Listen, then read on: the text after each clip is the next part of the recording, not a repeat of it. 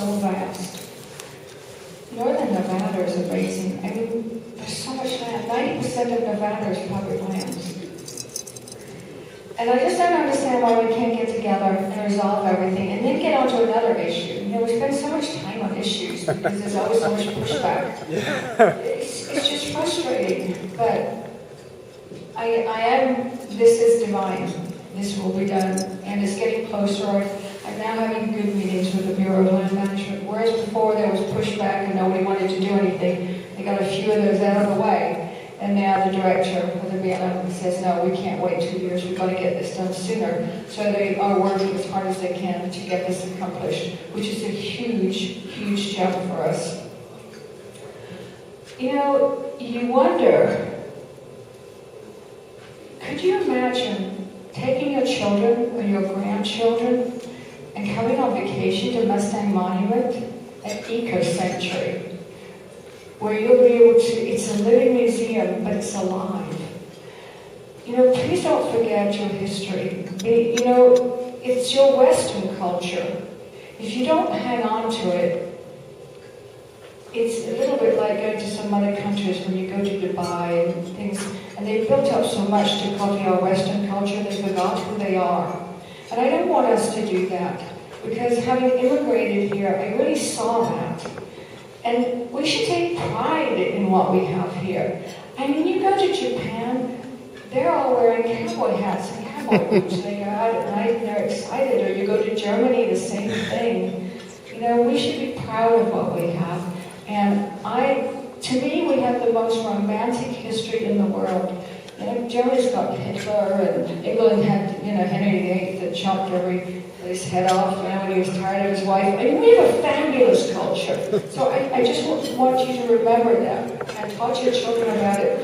I remember when my daughter did history, and you know, coming from Europe, I had learned this kind of history, and then the one chapter was Lewis and Clark, and lo and behold, Sacagawea. I said, who's this Sacagawea?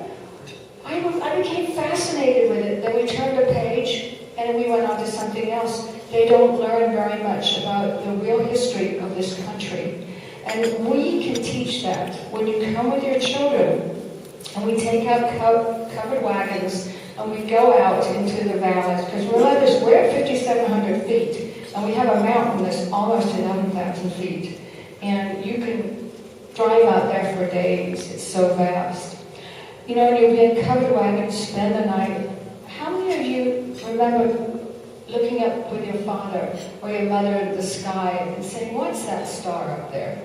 How many times do you have a chance to do that with your children? But you'll be able to do that. We can all be together with our families and friends and bring kids at risk, Boy Scouts. There's just a zillion things. You can have photographic classes, poetry, painting, writing lessons, grow vegetables. When God gives you land, there is nothing that you can't do with it. It is just amazing. It opens every door that you could dream of, and we plan on doing that. So I'm hoping one day you all can come up and join us there. I'm going to look at my notes because I get off track sometimes and I just get talking about it and the romance of it. And I forget, here's one of the things. It's over the next 10 years with our plan, if you take the horses out of short-term holding at $2,000 a horse, plus the other 20 to 30,000 that exist in long-term holding, my program would save the government over 10 years $1 billion. Now, you know, $1 billion, you say that in Washington, it's nothing because they're talking about trillions. You know, you said it made a big impact with $1 billion. I think that's huge. And so when Paul Ryan's talking about cutting the budgets here and that, I want to put my hand up and say, I have a plan. You know, you just get through all the red tape. And I'm sure all of you do here too. I mean, it's not just me that has a plan that can save money and help and do things. The private sector can get more done than any government can ever get done. So that's, you know, what's my second point. Back 200 years ago, we had 2 million horses roaming the plains.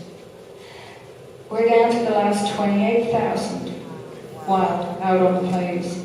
And if you think they've got 45,000 that are in holding, I think that number's a little unbalanced. For the ranchers to turn around and say that there's too many of them out there, you kind of wonder what they're talking about.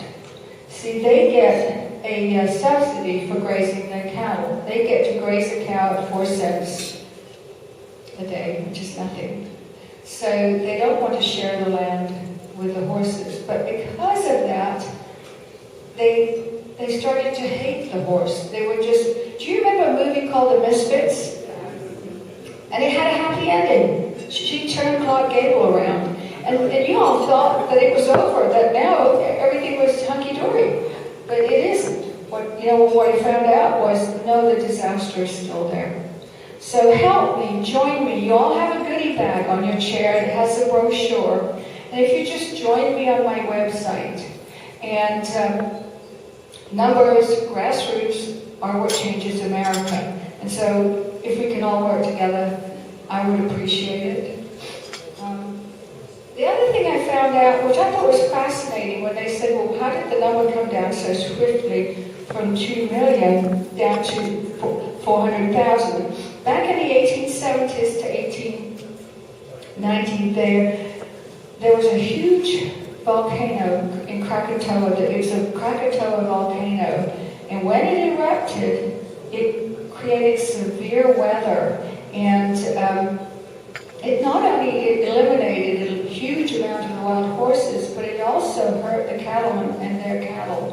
And that's why it has such significance, because it hurt their pocketbook. But it also affected the wild horses.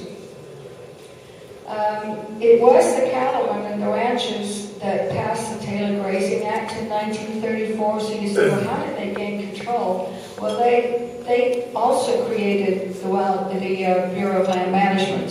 So it's like saying, okay, we're going to create our board to resolve this issue, but it's, our group, so we're going to do it our way. So they've had it their way for years. But guess what? Life changes, and, it's just like our children. When something goes wrong, they say, well, we used to do it that way. And you go, well, no, we can't do it anymore. Life changed. And it's hard for people to accept change. But when something's gone wrong, you have to change it. So, I just want to open this up to questions, because I can talk forever about this subject, and then I prattle on, and I'm thinking I'm maybe not giving you the right information. But one thing we do want to put there is a patriotic village, because I think what do we need for the wounded warriors, for their families to be able to come up there. And I want to share with you, I did adopt a military working dog, a retired military. She was Army, and she was in Iraq. She was one of the first to be deployed there. And I was so delighted when I got her. She came in from Germany in her little crate, big crate, and it's a gorgeous German Shepherd. And I got to enjoy her for 1.5 years, and then she got cancer and passed away. But our military working dogs save up to 150 lives, each one of these dogs. So every time you turn around, whatever section you're in, you suddenly see that, God has given us something to help us along. And so if you ever get a chance to be involved with the military working dog, I can't tell you what a joy it was for me. Anyway, does anybody have any questions? Would you share some